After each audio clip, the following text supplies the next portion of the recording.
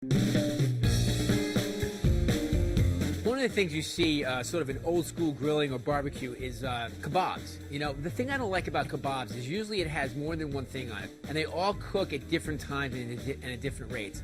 I just like to make skewers of one particular thing at a time. One of my favorite things to actually put on a skewer, it's chicken thighs. They have a lot of really terrific flavor. I actually like them better than chicken breast, but don't tell anybody. The chicken thighs is really the way to go.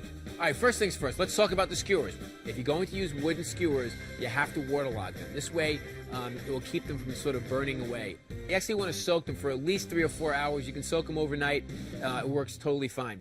I'm going to make a very quick marinade for these skewers. I'm going to start with some citrus juices first. Just some orange juice and a little bit of lime juice and some chili powder. I'm using some ancho chili powder and some chipotle. And I think I'm going to put a little bit of garlic in there too.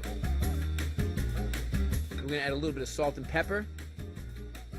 Okay, and that's sort of the texture that you're looking for. A little bit thinner than a paste, and a little bit thicker than a sauce.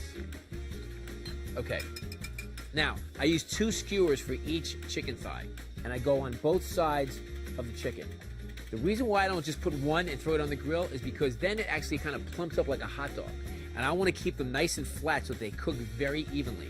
And then what we can do is, after we cook them, we can actually cut them straight down, and then you'll have 2 skewers. All right, so we're going to take our marinade, and we're just going to paint this right on here. If you want to marinate this a few hours ahead of time or even overnight, that will work totally fine. And now we can go to the grill. If you take a look at my grill, I've actually created 3 different zones here. I have one with a lot of charcoal, so it's going to be the hottest part of the grill. Then I have some with just a few pieces of charcoal there, so it's going to be sort of like medium heat. And then I have a portion of the grill that has almost none, and that's going to be a place where I can sort of finish the chicken thighs and let them cook through without getting too charred.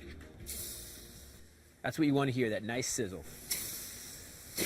And it smells good right away. And these cook for about 4 to 5 minutes on each side. All right, now at this point, we just want to let the grill do its job, okay? The best grillers stay away from the grill as much as possible and just let it happen all by itself. In this case, we're actually going to flip these just one time.